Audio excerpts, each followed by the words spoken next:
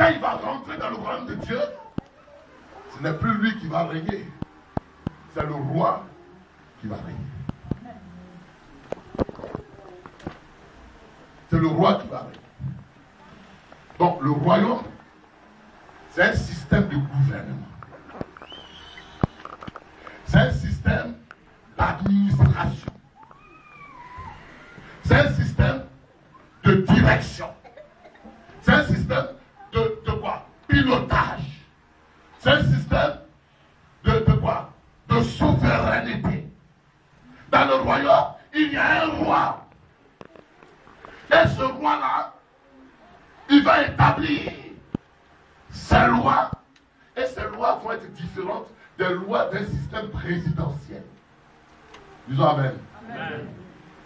Ces lois vont être différentes d'un système démocratique.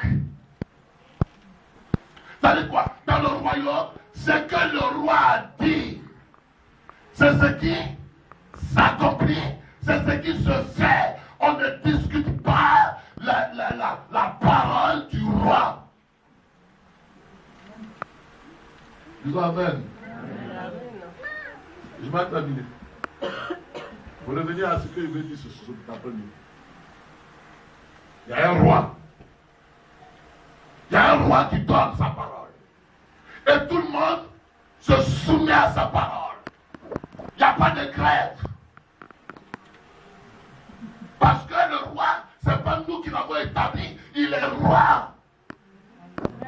Et ce qu'il dit, c'est ce qui doit être suivi, quel que soit, même s'il dit à 20 ans tu vas à la retraite, tu acceptes cela. C'est pourquoi il va donner son livre de la loi. Son livre de la loi. Amen. Parce qu'il est le roi. Il va dire, bon, une jeune fille qui se convertit à Christ, elle est devenue une nouvelle création. Dans mon royaume, pas de boucher garçon jusqu'au mariage. Et puis toi tu dis, ah non, ça n'est pas possible. Mais tu ne peux pas dire harmonieusement dans son royaume. Dans son royaume, il dit, dans 1 Corinthiens chapitre 11, verset 3, il dit que Dieu a établi Christ. Christ est le chef de l'homme et l'homme est le chef de la femme. Il a établi une hiérarchie. Et si vous êtes dans le cadre marital, ce cadre marital-là doit s'appliquer. Toi, tu dis comment? On est émancipé. On est trop émancipé. Non! Ça ne marche pas dans le royaume.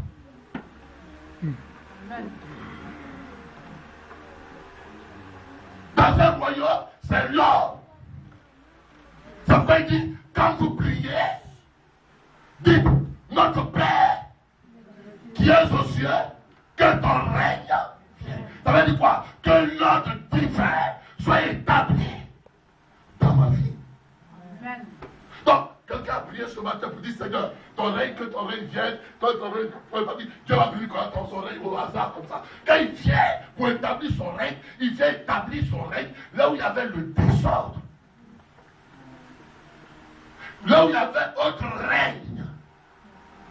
Le règne du péché, lui vient établir son règne. Son règne vient avec la nature de son royaume qui est la sainteté. Amen. Là où il y avait la maladie, son règne vient avec l'ordre de la guérison. Là où il y avait les oppressions démoniaques, son règne vient par le Saint-Esprit, de sorte que tu es libéré des liens de l'oppression et dans son règne te procure la paix du royaume. Amen. Amen. Amen. Je veux qu'on rentre dans le royaume. Je veux qu'on comprenne le royaume. Il faut comprendre. Je suis à la définition, à l'introduction. Dimanche prochain, je parlerai des principes et des fonctionnements. Mais il faut comprendre déjà qu'on est dans un royaume. On n'est pas dans une vie chrétienne. On est dans un royaume. Christ n'est pas venu pour une vie chrétienne. Christ est venu pour rétablir les citoyens, les hommes, ceux qui croiraient en lui. À quoi? Au royaume. Mais pourquoi, pasteur, tu dis cela? Et puis nous ne sommes pas délivrés. Parce que tu ne réponds pas à notre question. Alors, la réponse se trouve dans Jean chapitre 8, verset 32.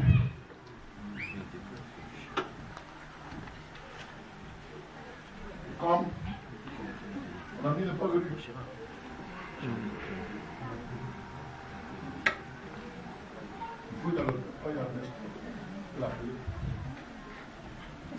Luc, non, Jean chapitre 2, chapitre 8, combien?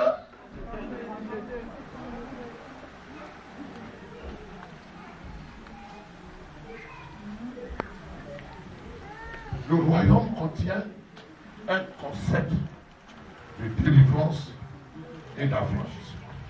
Voilà où est le clé, où est la clé de ce message, de cette introduction. Qu'est-ce qu'il dit? Jean chapitre 8, verset 32 et verset 36. Vous connaîtrez la vérité et la vérité vous affranchira. Oh. Il parle à qui? Le verset 30 dit quoi? Il parle à qui? Il parle au juif qui avait cru en lui. Comme Jésus parlait, ainsi plusieurs crurent en lui. Alors maintenant il dit au verset 32. Vous connaîtrez la vérité et la vérité vous affranchira. Voici ça au tableau. Vous connaîtrez la vérité et la vérité fera quoi? Elle vous affranchira. Verset 38. Venez un peu ensemble. Jean 8, 36. Verset 36.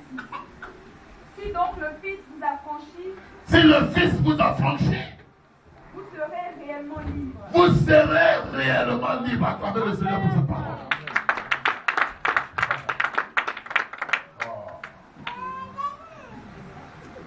Ici, il y a deux mots qui doivent nous intéresser. Affranchi et libre. Affranchi et libre. C'est pourquoi dans Luc, il va dire quoi? Luc 4, il va dire l'Esprit du Seigneur est sur moi afin d'apporter aux captifs la délivrance. Et le recouvrement de la vue aux aveugles. Amen. Amen.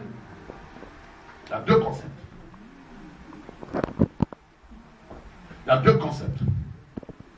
Donc, Jésus est venu nous délivrer. Ça, c'est la première étape. La deuxième étape, il faut que maintenant on soit affranchi. Dis Amen. Amen. C'est là le problème. C'est là le problème. Tout ce que je dis, c'est tout, mais c'est là le problème. Il dit, vous connaîtrez la vérité, et la vérité vous affranchira. Vous voyez bien, quand on voit l'histoire d'Israël, Israël qui sort de la captivité de Pharaon, Israël a été délivré, mais Israël n'a pas été affranchi. Amen. C'est pourquoi, à cause du non-affranchissement, Israël n'est pas rentré dans la terre promise. Est-ce que le peuple de Dieu me comprend? Amen. Israël, quand Israël a fini avec quoi? Avec Pharaon et son armée, Israël a commencé à chanter un cantique. Lisez. Dans le livre d'Exode, on dit le cantique qui a chanté. Moïse a chanté. Marie a chanté. Il y a eu un cantique.